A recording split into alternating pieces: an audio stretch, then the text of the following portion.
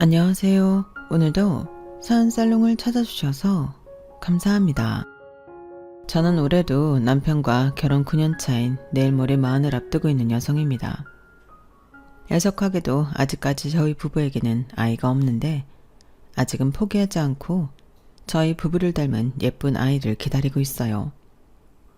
그리고 저나 남편이나 아직은 아이가 없지만 아이를 낳게 되면 꼭 아이는 하나만 낳아 잘 키우고 싶다는 생각을 갖고 있는데요.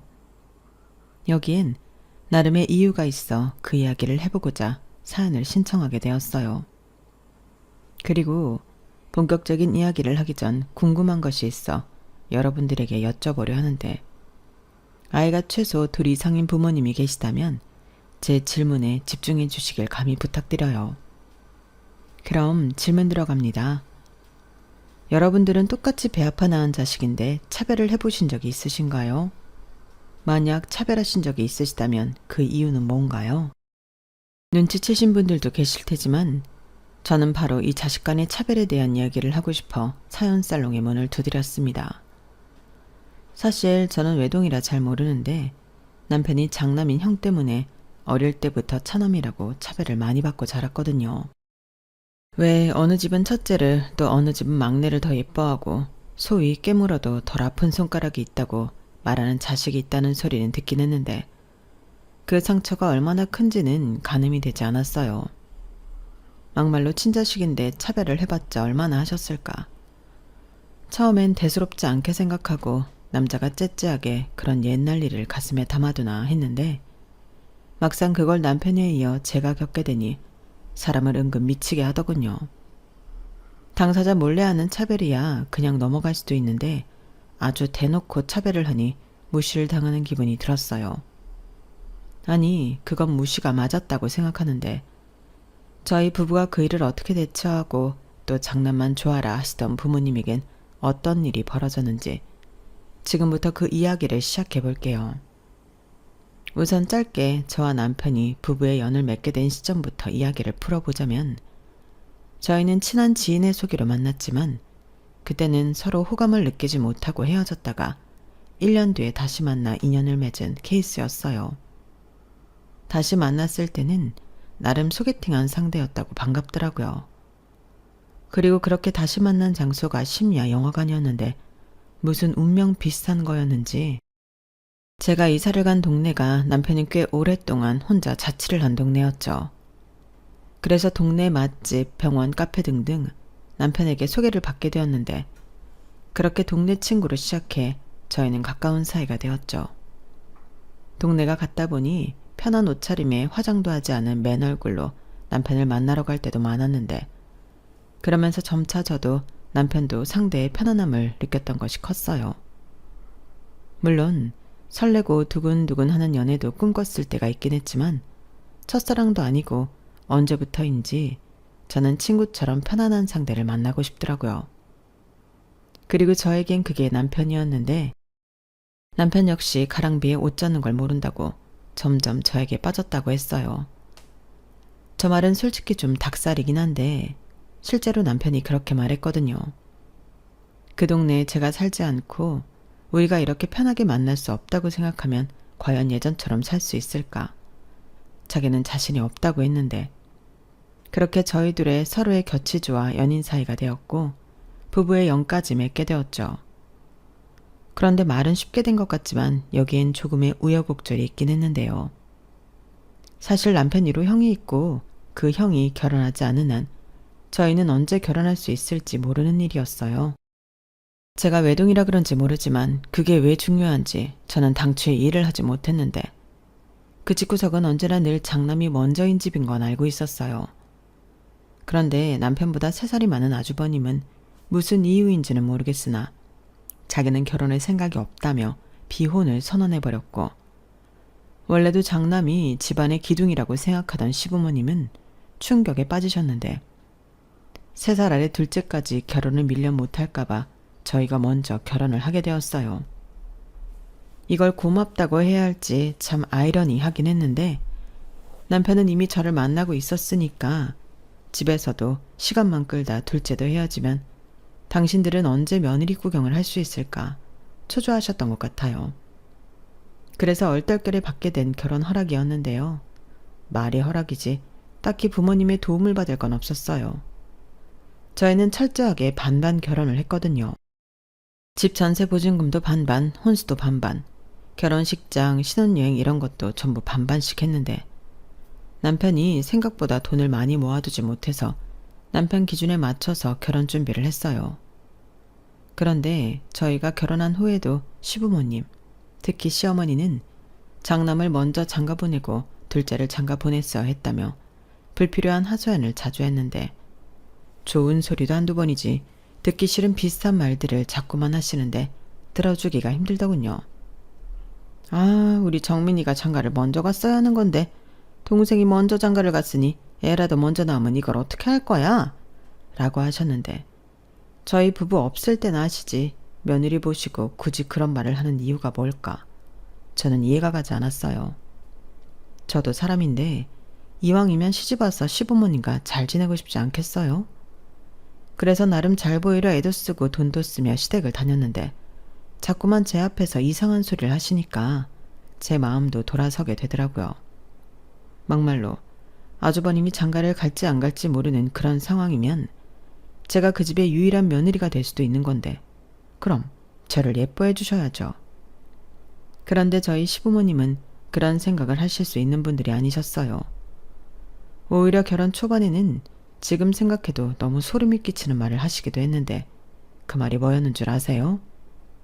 너는 앞으로 남편이 둘이라고 생각해. 너무 네 남편만 챙기지 말라는 소리야. 네 위로 손위 형님이 없으니 어쩌겠니? 우리 큰아들 장가 가기 전까지는 너는 그냥 아주버님도 네 남편이다 생각하고 챙겨. 내 말 무슨 뜻인지 이해했지? 이렇게 말씀하셨는데 제가 무슨 다부일처제도 아니고 그런 말은 너무 싫다고 했어요. 다행히 아주버님도 무슨 재수지한테 그딴 소리를 하냐고 펄쩍 뛰시더라고요. 그리고 남편의 얼굴도 금방이라도 터질 것 같은 얼굴이었는데 결국 남편이 대놓고 화를 낼까봐 제가 그냥 어머님이 아주버님이 결혼을 안 하셨으니까 좀 챙겨달라는 말을 잘못하신 것 같아. 아마 속으로 아차하셨을 거야. 그러니까 자기도 너무 오버하지 마.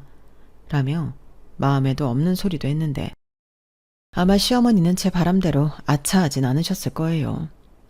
왜냐하면 그 이후의 말과 행동만 봐도 그 말이 진심이었다는 걸 알 수 있는데 한 번은 제가 결혼하고 아주버님의 첫 생일날에 일어난 일이었어요. 보통 가족 구성원 중에 생일이 있으면 모여서 저녁 한 끼 정도 같이 먹는 경우가 대부분이잖아요. 그래서 저희 부부도 아주버님 생일에 맞춰 저녁 외식을 할 예정이었는데 시어머님이 아주버님에게 전달을 제대로 못하신 건지 아주버님은 식구들이랑 모여서 생일을 보낼 거라고 가족 식사 자리엔 참석하지 못한다고 하셨어요. 그러니 저녁 퇴근하고 시댁에 간 저희들은 주인공도 없고 어째해야 하나 좀 난감해할 수밖에 없었는데요. 뭐 어쩔 수 없이 우리끼리 밥이나 한 끼 맛있는 데 가서 먹으면 되겠다고 가볍게 생각했죠. 하지만 시어머니는 아니 너는 이 아주머님한테 전화로 미리 약속을 받아놨어야지. 이게 뭐냐?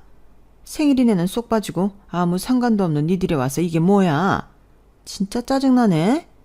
라고 저한테 화풀이를 하셨는데 저는 이게 왜 제가 혼이 나야 하는 일인가 기분이 언짢았어요.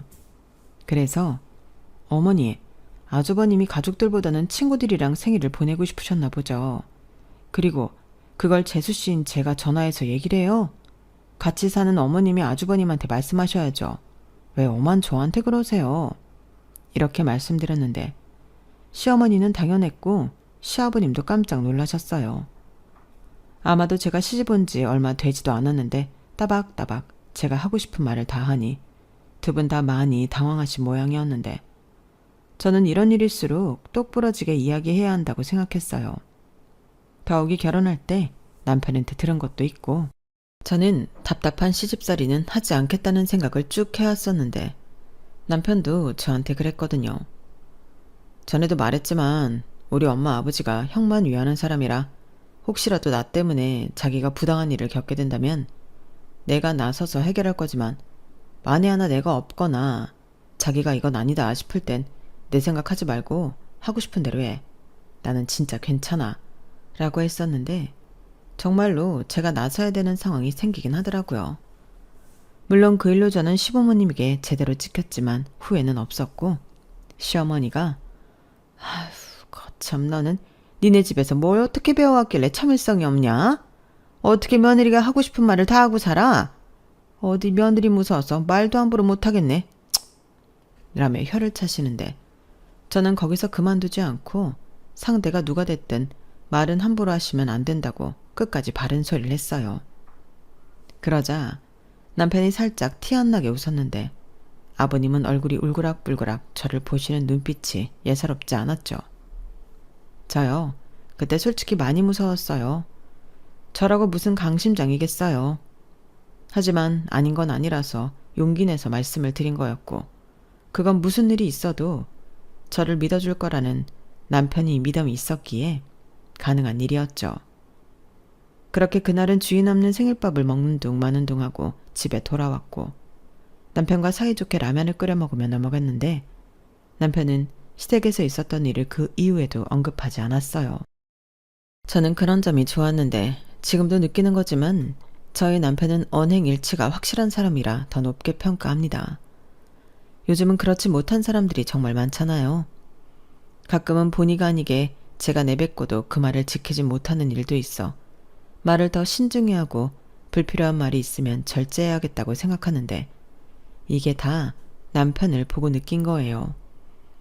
일단 그런 것만 봐도 저는 남편과 결혼한 걸 후회하지 않는데요. 결혼 생활이라는 게 매 순간 감정이 유동칠 때가 많더군요.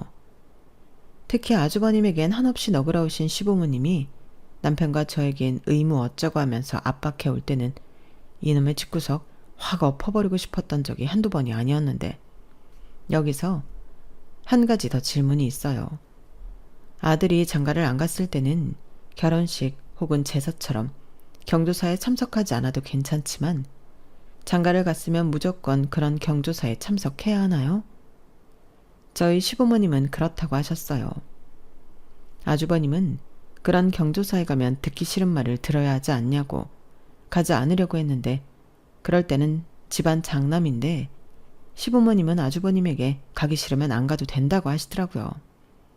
그러니 장남도 안 가는데 왜 우리는 오만 경조사를 다 쫓아 다녀야 하나 불만이 생겼고 마침 그날은 제가 회사 일이 많이 바빠서 양해를 구했는데 불발하게 떨어졌어요.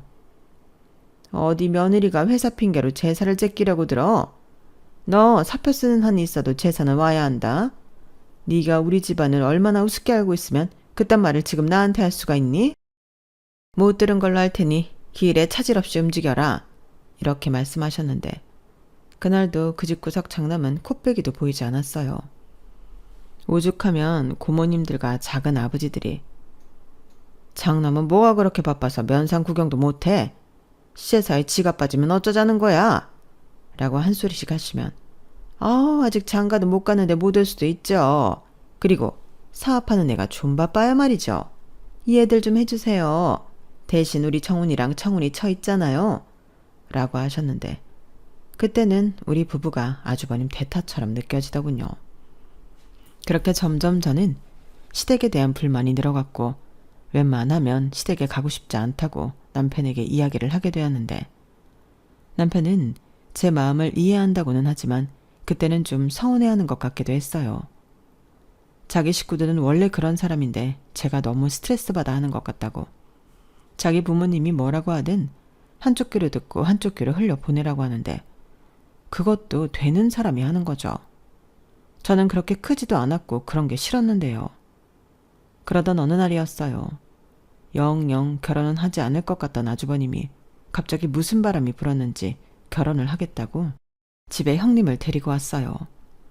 형님은 저랑 동갑인 여자였는데 자세히 보니 낯이 좀 읽은 얼굴이었어요. 알고 보니 아주버님이 운영하는 사무실에 근무하는 여직원이었는데 저도 그때가 결혼하고 3, 4년 정도 지난 후라 오다 가다 몇 번 봤던 얼굴이라 안다고 하면 아는 사람이었죠.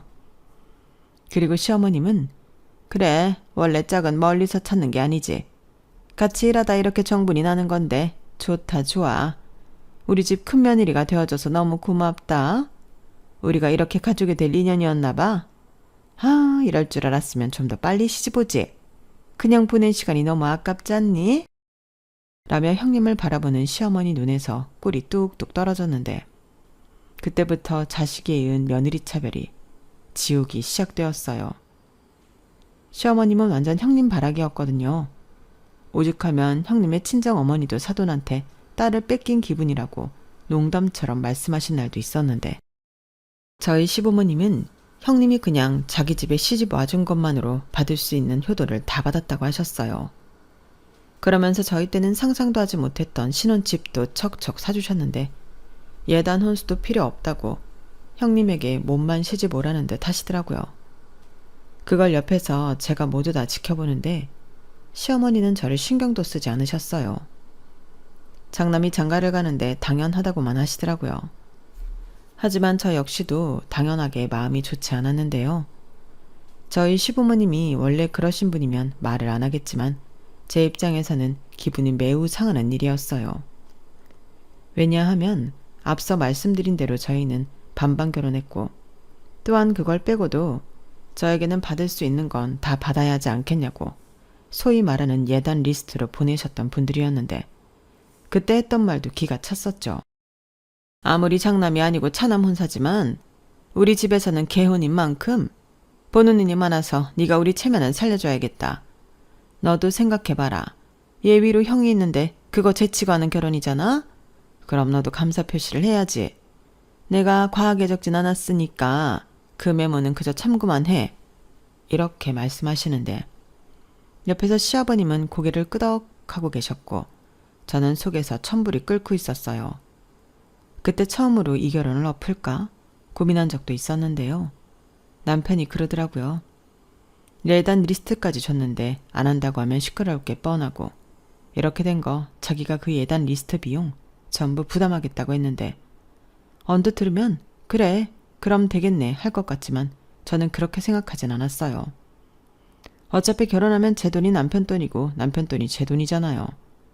그러니 남편이 전부 부담을 한다고 해도 결국엔 우리 돈으로 부담하는 건 똑같으니 그냥 그런 돈은 쓰기 싫다고 남편에게 제 의사를 똑똑히 전달했어요. 특히 우리를 위해서 하는 것도 아니고 남의 눈 의식해서 해야 하는 예단 같은 건 더 하기 싫었는데 제가 끝까지 고집을 피우자 이번에는 저희 친정 부모님이 나서서 저를 설득하셨어요. 김서방한테 얘기 대충 들었다. 너 그 예단 때문에 김서방이랑 신랑이 하고 있다며? 김서방이 아주 미안해서 죽을라고 해. 근데 엄마 생각도 네가 그 예단 해가는 게 맞는 것 같아. 엄마까지 왜 그래? 싫다니까. 무슨 결혼이 쇼야? 연극이야? 왜 당사자가 아니라 남을 의식해야 하는 건데? 원래 결혼식은 그런 거야. 니들이 하는 거지만 집안 행사이기도 해. 엄마는 뭐 네 결혼식이니까 마음 놓고 있는 줄 알아? 누굴 초대하고 또 어떻게 대접해야 하나 고민하고 아빠랑 상의하고 있었다고. 그러지 말고 엄마가 결혼 선배라서 알려주는 건데 너 그 혼수 하나도 빼먹지 말고 다 해서 가. 너 그거 안 해가면 두고두고 욕먹고 그구실로 시집살이 해야 해. 엄마도 참 지금 무슨 7, 80년대야? 요즘 그런 걸로 욕먹고 얌전히 사는 며느리가 어딨어. 그래, 요즘은 그렇게 욕먹고 가만히 안 있지. 그래서 하는 소리야. 그럼 나는 네 또래도 아니고 시부모님이랑 핏대 세우고 싸울 거야? 그것도 안 되는 소리야. 그냥 그 예단 엄마 아빠가 해줄 테니까 하고 말아. 우리도 너 시집 보내려고 그동안 모은 돈 있어. 그걸로 하자. 싫어. 내가 안 받는다고 했는데 이러면 내가 말한 게 거짓말이 되는 거잖아. 엄마 아빠가 해주고 싶어서 그래. 우리가 자식이 너 말고 또 있어? 우리도 자식 우리 손으로 시집 보냈다는 유종의미는 있어야지. 그게 무슨 유종의미야. 나중에 너도 자식 낳아봐. 그럼 엄마 마음이 무슨 마음인지 알 거야. 아무튼 이 예단 문제는 이렇게 끝내자. 이렇게 저희 엄마의 중재로 저는 내키지 않지만 시어머님이 원하는 예단을 전부 다 해갔어요. 그런데 형님은 숟가락 젓가락도 없이 정말 몸만 시집 오르게 생겼으니 저는 속에서 부하가 치밀 수밖에 없었죠. 그리고 그뿐만이 아니라 그 이후에 제가 겪게 된 차별은 치사 그 자체였는데 여러분, 세상에서 가장 치사한 게 뭐라고 생각하세요? 저는 음식 가지고 차별하는 게 제일 치사하다고 생각해요. 그런데 저희 시어머니는 차라리 저희 부부 몰래 형님네만 챙겨주시면 될 일을 굳이 꼭 저를 알게 하셨고 그 심부름도 저에게 시키려 하셨는데 그럼 음식을 싸주신 통의 사이즈만으로도 어머님의 마음을 확연하게 알 수 있었어요. 왜냐면 다른 반찬들도 마찬가지긴 하지만 고기나 김치, 간장게장 같은 걸 주실 때는 형님네는 김치 냉장고에 들어갈 만한 큰 통에 주시고 저희는 맛만 보라는 건지 둘이 먹기도 민망한 1인분 양을 락앤락에 담아주셨는데 심부름도 저한테 시키시니 사람 약 올리는 것도 아니고 성질이 나더라고요. 그래서 저희도 고기 좋아하고 게장 좋아하는데 주실 거면 똑같이 나눠주셔야 하는 거 아니냐. 저는 배달도 하는데 너무하다고 말씀을 드리기도 했는데 그때 시어머니는 저렇게 또 식탐을 부리지. 너랑 처훈이는 살이 너무 많이 쪘잖아. 그래서 안 줄 수 없으니까 맛만 보려고 주는 거고 네 아주버님이랑 네 형님은 빼빼 말라서 내가 신경을 안 쓸 수가 있니? 다 이유가 있는 건데 저렇게 내 말만 몰라요. 라며 저더러 살 얘기를 운운하셨어요. 저요. 옷 사이즈 5 입고요. 키 160에 몸무게 52kg 나가요. 물론 연예인처럼 예쁜 몸은 아니겠지만 저도 어디 나가서 살쪘다는 말은 들어본 적이 없었거든요. 그런데 살쪄서 너는 그것만 준다고 하니 저는 더 그 심부름을 하고 싶지 않았고 그럼 다이어트 해야 하니 아예 싸주신 것도 안 먹겠다고 팽하니 집으로 돌아왔는데 시어머니는 그럼 이 음식들은 어떻게 큰아들네에 갖다 주냐고 저에게 화를 내셨어요. 결국 남편까지 불러다 심부름을 시키신 모양이었는데 저는 그 사실을 알고 남편에게 화를 냈죠. 자기는 속도 좋아. 그걸 아주버님네에 가져다 줬다고? 이미 자기가 와서 한바탕 했다며. 그리고 나는 그런 거 익숙해. 아니 익숙할 게 따로 있지. 자기가 바보야? 그 통 크기 봤지? 기분도 안 나빠? 안 나빠. 원래 그런 사람이잖아. 그리고 앞으로는 그런 거 있으면 자기 부르지 말라고 내가 신신당부했어. 내가 하고 말지. 여러분은 저희 남편의 말을 공감하실 수 있나요? 저는 이게 바로 가정교육의 무서운 점이라고 생각했어요. 익숙하니 그냥 하고 만다. 이것처럼 무서운 말이 없잖아요. 하지만 남편은 원래도 어릴 때부터 형 때문에 잔심부름을 많이 해왔다며 이런 일은 별일도 아니라고 하는데 제 속만 뒤집어졌어요.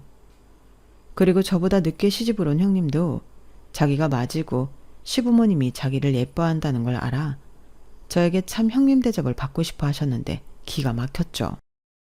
동서, 나 냉장고에서 시원한 물 좀 꺼내줘라. 동서, 오늘 저녁 뭐 할 거야? 나는 불고기 먹고 싶은데. 동서가 해주면 안 돼? 이딴 말을 씹으렸는데요. 성질 같아서는 그 짧은 소리를 내는 형님의 혓바닥을 늘려주고 싶었어요. 하지만 차마 더러운 똥 근처에는 가고 싶지 않고 참고 옛다 거지 공양 밥 주듯 대충 해서 주곤 했는데 그럼 시어머니는 냉장고에서 있는 줄도 몰랐던 비싼 과일이며 언제 만들어 놓으신 건지 형님이 좋아하는 반찬들로 식탁을 채우셨어요. 그럼 또 혼자 신이 난 형님은 어깨춤까지 추면서 좋아라 했고 저는 거꾸로 밥맛이 떨어져 숟가락을 내려놓았어요. 그러니 점점 저는 시댁에 가고 싶지 않았는데 아주버님이 결혼하기 전에는 슬슬 줄이던 횟수가 형님이 생기고부터 다시 늘어나기 시작했어요. 또한 형님은 매너 없이 식구들 다 모이는 걸 알면서 당일 취소 통보를 하는 경우도 많았는데 완전 노매너가 따로 없었어요. 오늘은 네 형수가 몸이 좀 아프단다. 아파서 밥 생각도 없다는데 오라고 할 수가 없잖아. 오늘은 그냥 냉장고에 있는 걸로 대충 먹자. 나물 남은 거 있는데 그거 모아서 비벼 먹을까? 네? 어머니, 저 그렇게 잔반 처리하는 비빔밥 안 좋아해요. 좀 전에 냉장고에 보니까 갈비살 있던데 저희 그거 구워 먹어요. 얘도 참 큰애 내외도 없는데 뭐하러 그 비싼 걸 먹냐? 그냥 오늘은 대충 먹어. 너 싫으면 먹지 마라. 엄마, 왜 말을 그렇게 해? 그리고 우리는 뭐 시간이 남아 돌아서 여기 있는 줄 알아? 형수도 진짜 경우가 없다. 하루 전날이라도 알려줬으면 이런 일이 없잖아. 사람 아픈 게 어디 마음처럼 되니? 아, 아파도 오려고 했다가 도저히 못 오는 거겠지. 지가 지금 마음이 얼마나 안 좋겠니? 근데 우리끼리 신났다고 고기를 구워 먹어? 나는 그렇게는 못한다. 그래, 형도 없는데 무슨 니들 싫으면 가서 니들끼리 고기 사 먹어라. 나랑 네 엄마는 대충 먹으면 되니까. 아, 예, 그럼 그러세요. 그리고 저희도 매번 이럴 수는 없으니까 특별한 날 아니면 형이랑 형수만 불러다 시간 보내세요. 뭐야? 너 지금 부모 앞에서 뭐 하자는 거야? 어차피 엄마랑 아버지는 형이랑 형수 불러다 시간 보내고 싶어서 저희 부르시는 거잖아요. 저희가 왜 거기에 이용당해야 해요? 저희도 바빠요. 식구들끼리 얼굴 보고 시간 좀 보내자는 건데 너는 그게 그렇게 한이 꼽니? 그 말은 저한테 하지 마시고 형한테나 하시죠. 전에 우리 집사람도 속 안 좋다고 집에서 쉰다고 했는데 엄마가 그런 게 어딨냐고 식구들 다 모이는데 오라고 했잖아요. 그럼 제 집사람 기분은 어떨 것 같아요? 누군 봐주고 누군 안 돼요? 저도 쪽팔려서 그래요. 뭐야? 너 집에 가면 우리 아들한테 뭐라고 하니? 내가 뭘 그렇게 기분 나쁘게 했다고? 이런 거요. 당연히 기분 나쁘죠. 어머님은 어머님이 안 당해봐서 모르세요. 아무튼 저도 이 말에 동감이에요. 매번 아주버님이랑 형님은 개인 사정 있으면 못 온다고 통보만 하면 끝인데 저희도 거기에 놀아나고 싶은 마음은 없거든요. 그냥 네 분들이 모여서 즐거운 시간 보내세요. 자기야 가자. 나 배고파. 우리 오늘 기분도 그런데 갈비 먹을까? 완전 비싼 걸로. 저희 부부는 그날 시원한 맥주에 평소에는 손 떨려서 먹지도 못한 생갈비를 시켜다 맛있게 먹었어요. 그렇게라도 기분을 바꾸지 않으면 안 될 것 같은 날이었는데 남편은 술에 살짝 취해서 저에게 미안하다고 했죠. 자기한테 시집오지 않았으면 안 겪을 일인데 매번 자기 식구들이랑 엮이면 기분 나쁜 일이 생기니 자기도 마음이 좋지 않다고 하는데 어쩌겠어요. 제가 선택한 남자가 이 남자인걸요. 저는 제 마음을 헤아려주는 사람이 당신이라 괜찮다고 했네요. 솔직히 속마음은 아주 괜찮은 건 아니었지만 제 뒤에는 든든한 남편이 있고 저도 할 말을 못하는 성격도 아니니까 괜찮다고 했어요. 하지만 내심 언제고 제대로 된 거 하나만 걸리면 그때는 시부모님이든 아주버님이 내외든 가만두지 않겠다는 마음은 있었는데 이윽고 형님이 시집와서 맞이하는 첫 명절이 다가오고 있었죠. 그런데 형님 말이 저희가 이번에 결혼하고 첫 명절이라 저희 친정 부모님 모시고 제주도에 다녀오려고요. 명절은 그렇게 보내고 명절 다음날 시댁에 오려고 하는데 괜찮죠? 라고 하는 겁니다. 당연히 저희 시부모님은 사람 좋은 얼굴로 괜찮다고 하셨어요. 그리고 형님은 저에게도 동서 미안해. 대신 다음 명절엔 동서도 친정 먼저 가. 그럼 공평하지. 라고 하셨는데 저는 알겠다고 했어요. 어차피 형님 없을 때도 그렇게 명절 대부분은 시댁에서 보내고 하루 정도만 친정에 다녀왔는데 달라질 건 없었으니까요. 그런데 그 생각은 잘못된 생각이었어요. 달라진 게 없지 않더라고요. 일단 얄미운 형님이 있고 없고의 차이가 컸는데 명절 당일 저희 시댁은 손님이 많이 오진 않아서 비교적 한산하거든요. 그래서 명절 전날 간단히 음식 장만을 하고 차례 지내고 있는 걸로 식사하는 정도가 다였는데 그렇다고 시어머니가 저 친정 보낸다고 뭘 바리바리 싸주시는 분도 아니셨어요. 그리고 그런 걸 애당초 바라지도 않은 저였기 때문에 서운하고 말 것도 없었는데 명절 연휴 내내 시어머니는 형님의 친정 부모님, 그러니까 사돈에 대한 섭섭한 마음을 저한테 하시더라고요. 아니, 아무리 그래도 그렇지 시집을 보냈으면 첫 명절은 시댁에서 보내라고 하셨어야지. 사람들이 왜 그렇게 경우가 없나 몰라. 이렇게 시작해서 내 금쪽 같은 아들은 지금 처가 눈치 보느라 얼마나 힘들까. 가뜩이나 누구랑 어울리는 거 잘 못하고 싫어하는데 지쳐 눈치 보여서 싫은 티도 못 내고 있겠지? 라고 연신 궁시렁 하시는데 저럴 거면 형님이 괜찮냐고 물었을 때 안 괜찮다고 저한테 하시듯이 그게 무슨 경우 없는 소리냐고 하시지 왜 저러나. 저는 옆에서 고개가 절레절레 흔들렸어요. 겉보기에 좋은 시어머니가 되려다 화병 걸리지 그런 생각을 하며 저도 친정 갈 날만 손꼽아 기다렸는데 결혼하신 분들은 공감하시겠지만 명절은 며느리한테 절대 연휴가 아니잖아요. 네 부모도 챙겨야 하고 내 부모도 챙겨야 하고 돈은 돈대로 깨지고 까딱하면 감정 싸움을 하기에 딱인 게 명절인데 그냥 없어져 버렸으면 좋겠다는 생각밖엔 들지 않았어요. 그래서 만약 우리가 애를 낳으면 저는 명절에 너도 나도 그냥 쉬자. 찾아올 필요도 없고 아쉬우면 밖에서 외식이나 한번 하고 그 자리에서 헤어져. 밥값도 우리가 낼게. 라고 할 생각인데 그만큼 저는 명절이 싫었어요. 하는 일은 별로 없어서 몸은 고되지 않았지만 하루 종일 시어머니의 그 듣기 싫은 말을 듣고 있는 게 저에겐 고문과도 같았거든요. 그리고 이윽고 명절 당일이 지나고 다음날 형님이 시댁에 왔는데요. 뭐 바리바리 싸우긴 했더라고요. 물론 저와 저희 남편 건 감귤 초콜릿이 다였어요. 그러면서 지도 민망했는지 동서 제주도에 살 게 없더라? 라고 하는데 살 게 없는 게 아니라 지가 마음이 없었겠죠. 괜찮아요. 그럼 형님 오셨으니까 저는 이만 친정 갈게요. 아, 오신다고 해서 점심상은 차려놨어요. 국이랑 갈비만 데워 드시면 돼요. 뭐? 벌써 간다고?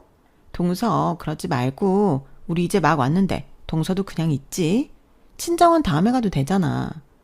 모처럼 식구들 다 모였는데 동서랑 도련님만 쏙 빠지면 그렇지 않아? 그리고 나는 아직 여독도 풀리지 않아서 손 하나 까딱할 힘이 없어. 동서가 있어야 해. 형님, 설마 지금 그 말 진심은 아니시죠? 형님은 내내 친정 식구들이랑 여행하셔놓고 저는 가지 말라고요? 어? 아니, 내 말은 그게 아니고 다음에 가라고. 꼭 오늘 가야 해? 나 시집와서 처음 맞이하는 명절인데? 시집와서 처음 보내는 명절을 친정 식구랑 여행으로 보내신 분이 하실 말씀은 아닌 것 같아요. 저도 저희 부모님 보고 싶어요. 저는 외동이라 저 말고는 집에 갈 자식도 없는데 이건 경우가 없는 거죠. 너도 참, 뭘 그렇게 경우까지 따지면서 정색을 하니? 네 형님이 너 간다고 하니까 아쉬워서 그러는 거잖아. 맞아요, 어머니. 동서는 제가 싫은가 봐요. 저는 동서랑 친해지고 싶어서 그러는 건데. 그러니까 어머님이 동서더러 친정 가지 말라고 하세요. 알았다. 네가 그러고 싶으면 그래야지. 둘째 너 침 풀어. 이번 명절은 친정 가지 마라. 아싸. 동서, 그럼 국이랑 갈비는 동서가 데워줄 거지? 그리고 어머니, 저 저녁에 한우 먹고 싶은데 전에 한우 집에 선물 들어왔다고 하지 않으셨어요? 저희 주려고 숨겨두셨다고 했잖아요. 그렇지. 그래. 저녁에는 그거 꺼내서 구워 먹자. 둘째 너도 저녁에는 한우 먹으면 되겠네. 와, 지금 다시 그때를 떠올려도 키보드를 치고 있는 제 손이 마구 떨리네요. 저는 주체할 수 없는 분노를 느꼈어요. 그리고 오늘이 그날이구나 딱 그런 생각이 들었는데 갑자기 주방 쪽에서 우당탕탕하는 굉장한 소음이 들렸어요. 저를 포함한 모든 식구들이 소리가 난 쪽으로 뛰어갔는데 세상에나 거기엔 저희 남편이 그 무거운 식탁을 엎어버린 거 있죠. 그러니 그 위에 차려진 음식들이 모두 바닥에 나뒹굴고 있었는데 시어머니가 아끼는 접시며 그릇도 산산조각이 나 있었어요. 당연히 시어머니는 악소리를 내며 난리가 나셨고 시아버님은 저희 남편의 멱살을 잡으며 너 이놈 도대체 이게 무슨 짓이야? 라고 소리를 질렀는데 금방이라도 한 대 치실 기세였어요. 그러자 아주버님이 나서서 시아버님을 말렸고 형님은 인상을 찡그리며 아주 작은 소리로 뭐야? 라고 하는데 저는 그런 형님의 뒤통수를 보고 참을 수 없는 분노를 느꼈어요. 그래서 이판사판이란 생각에 친정 가려고 싸둔 짐가방 그 중에 가장 큰 가방을 형님 뒤통수로 던졌는데요. 어머, 왜 그게 거기로 날아갔지? 형님, 죄송해요. 제가 저쪽으로 치운다는 게 형님 뒤통수를 쳤네요. 라고 능청을 떠니 형님 눈깔이 횟가닥 돌았어요. 한마디로 집안이 쑥대밭이 되었는데 시아버님이 남편과 저에게 썩 꺼지라고 호통을 치시더라고요. 나는 우리 장남만 있으면 된다. 니들은 없어도 되는 존재들이야. 다시는 내 눈앞에 띄지 말고 연 끊어줄 테니 니들 마음대로 하고 살아라. 이렇게 말씀하셨는데 저는 속으로 아주 쾌재를 불렀어요. 연 끊자는 말이 그렇게 감사하고 달콤하게 들릴 수가 없더라고요. 하지만 남편은 눈물을 뚝뚝 흘리며 그래요. 어차피 저는 장남도 아니고 엄마 아버지는 형만 있으면 되잖아요. 그리고 형도 사람이 그러면 안 되는 거예요. 형수가 뭔데 제 와이프 친정에 가라 말합니까? 자기는 하고 싶은 거 다 하고 뭐요? 놀고 와서는 손 하나 까딱 할 힘이 없어요? 지금 그걸 자랑이라고 해요? 형도 참 어디서 형하고 똑같은 여자를 데려와서는 나는 이만 빠질 테니까 형이 엄마 아버지 평생 책임져. 저는 돌아가셨다고 해도 장례식에는 가지 않을 테니 만수무강하세요. 그렇게 좋아하는 장남이랑 맏며느리 더 보셔야 하니까. 이렇게 말했는데 참 마음이 안 좋게도 그 순간 남편의 말을 귀 기울이는 가족들은 아무도 없었어요. 아버님은 담배만 뻑뻑 피웠고 시어머니는 울고 형님은 제가 던진 가방이 아프다고 징징, 아주버님은 남편을 노려보며 씩씩거렸는데 아주버님은 이제 나이 먹고 늙을 일밖에 없는 부모를 자기한테 떠미는 거냐고, 그럴 거면 유산도 포기하고 나가라고 소리를 지르더라고요.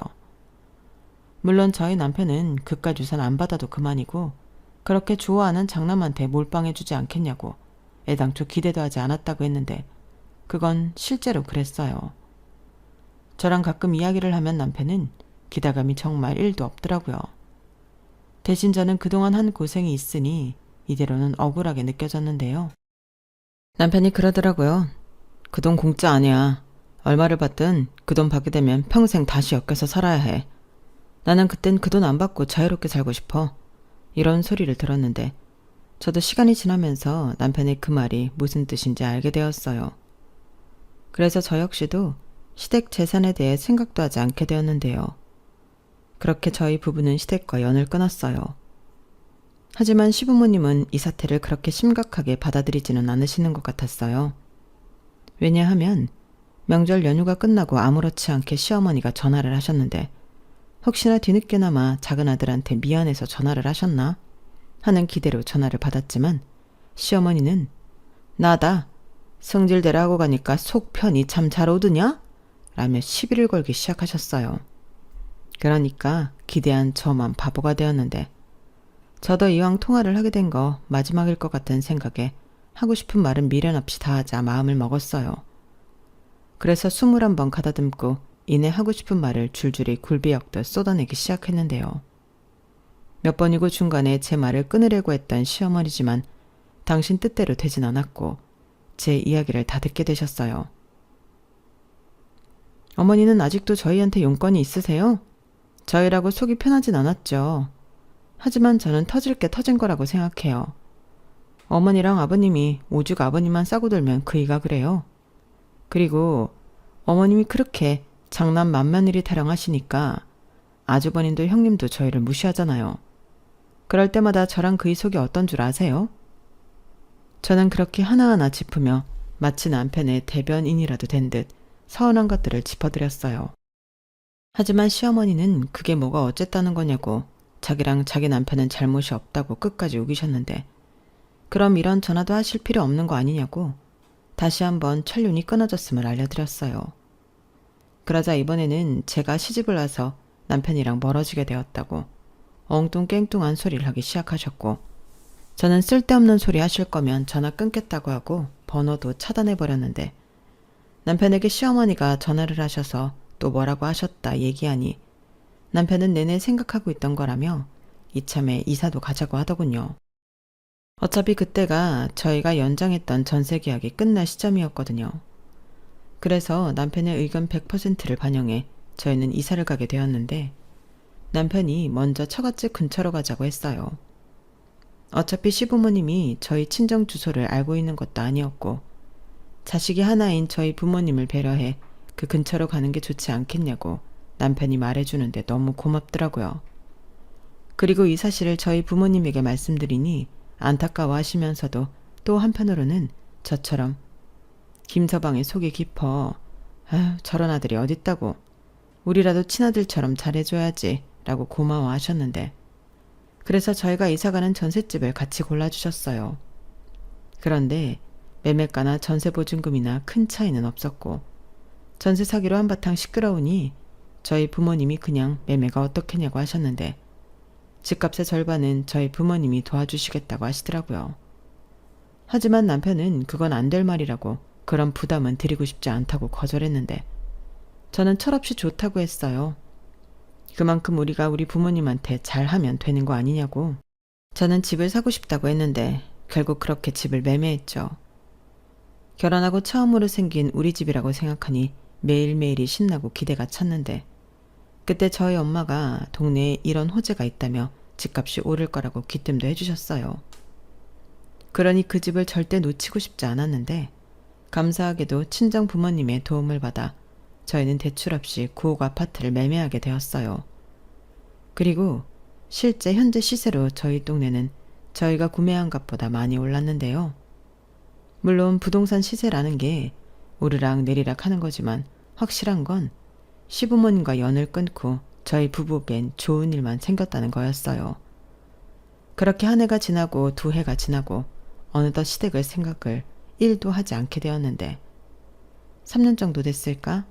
남편이 형한테 연락이 왔다고 하더군요. 기가 막혔어요. 이제 와서 무슨 연락을 하냐고 제가 펄쩍 뛰었죠. 그런데 아버지 간암이시래. 형이 자기도 할 만큼 했으니 이젠 우리더러 아버지 병원비랑 간병인비 내라고 하더라. 라고 했고 저는 순간 미친놈 외마디 욕이 튀어나왔어요.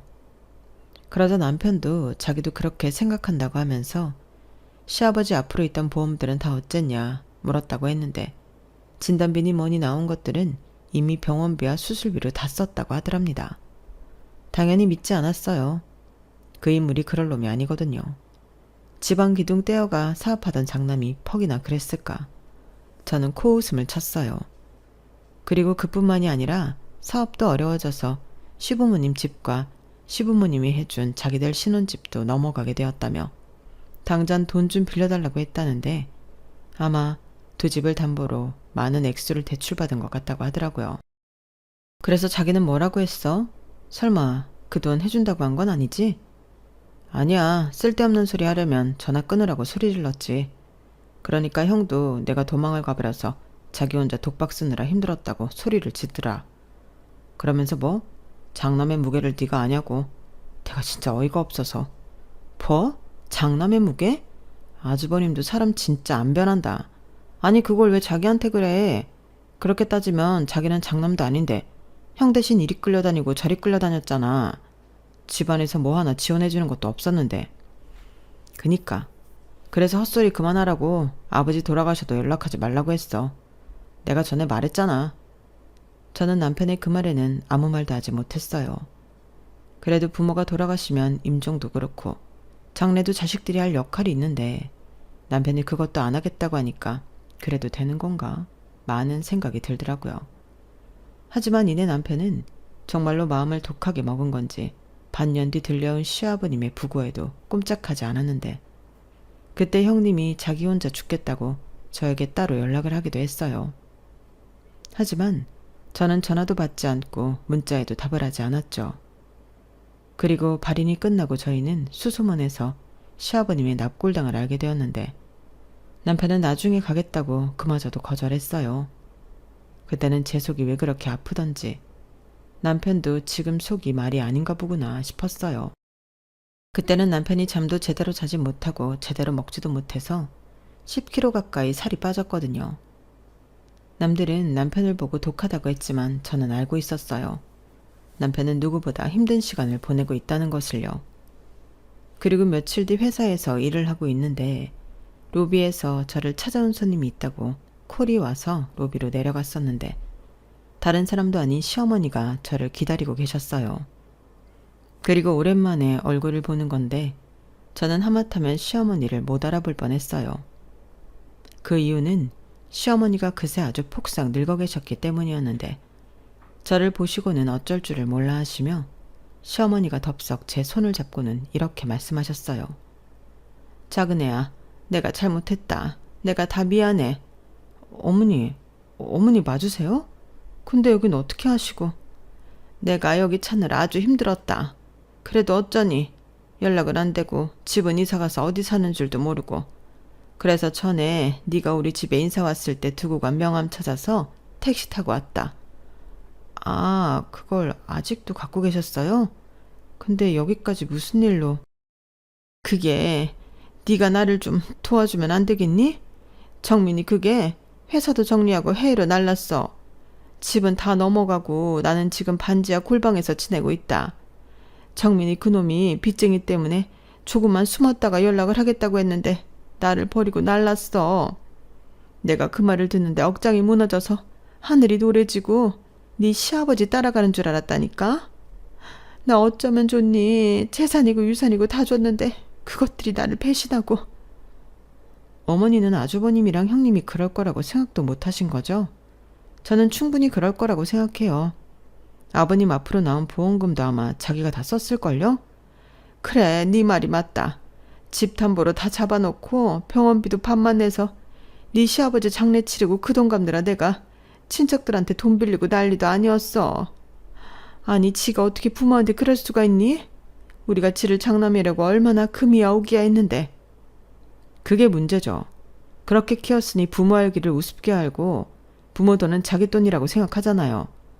그 애한테도 연락해서 아버지 병원비랑 간병인비 내놓으라고 한 인간이에요, 그 인간이. 미안하다. 나랑 우리 남편이 정훈이한테 참 못해준 게 많아. 그러니까요. 그걸 이제 하신 거예요? 하지만 저는 어머님이 어떤 사정을 하고 그걸 하셔도 도와드릴 수 없어요. 어쩌면 아주버님이랑 형님은 어머님이 혼자가 되시면 저희가 모실 거라고 생각한 걸 수도 있는데 어림도 없죠.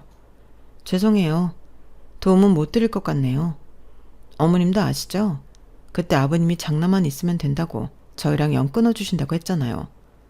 저랑 그이는 그날 그렇게 남이 되었다고 생각하고 살았어요. 뭐? 그래도 그렇지. 그게 끊는다고 끊어지니? 그러지 말고 나 좀 니네 집에 살게 해줘라. 내가 이제 너 차별하고 그러지 않을게. 그런 말씀 진작에 하시지. 근데 이젠 안 돼요. 어림도 없어요.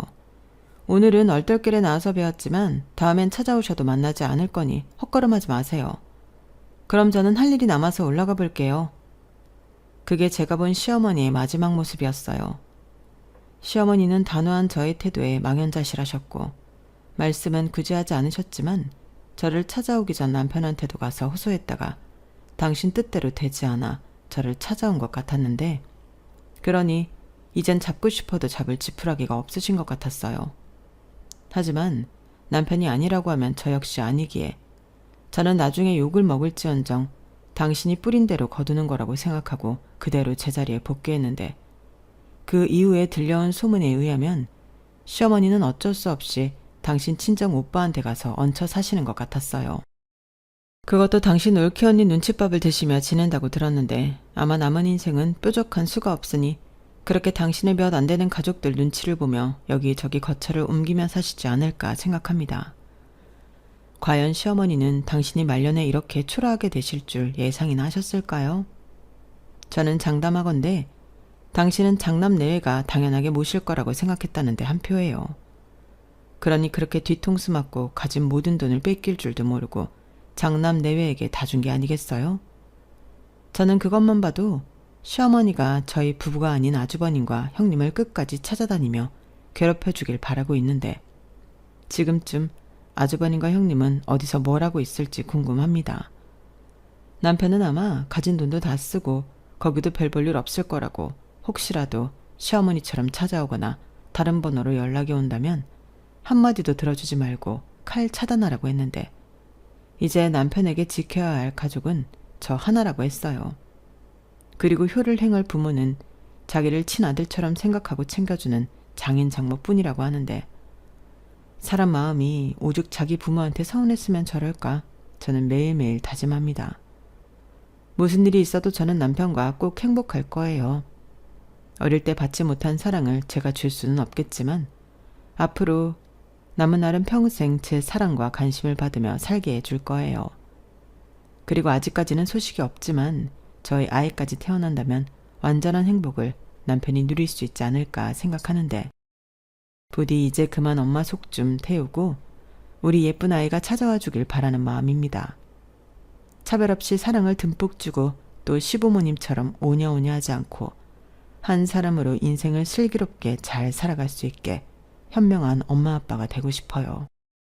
앞으로 남은 날은 아마도 부부로서의 시간보다 부모로서의 시간이 더 길지 않을까 그런 생각을 해보며 제 사연을 여기서 마치도록 하겠습니다. 제가 아직 세상을 오래 살지 못했지만 뿌린 대로 거둔다는 진리는 통하는 것 같아요. 잘못된 씨앗을 뿌리면 반드시 그 대가를 내가 치러야 하는데 저는 이왕이면 좋은 결과들만 얻고 싶어요. 매일매일 더디어도 좋은 사람이 되어가는 것. 그래서 제 옆에 있는 남편에게도 또 태어날 우리 아이에게도 부끄럽지 않은 한 사람이고 싶은 마음이 있는데 앞으로 더욱 열심히 성심을 다해 살겠습니다. 남편도 잘 챙기고 저희 부모님도 잘 챙기고 제 몸도 잘 챙겨서 꼭 예쁜 아이의 엄마가 되고 싶거든요.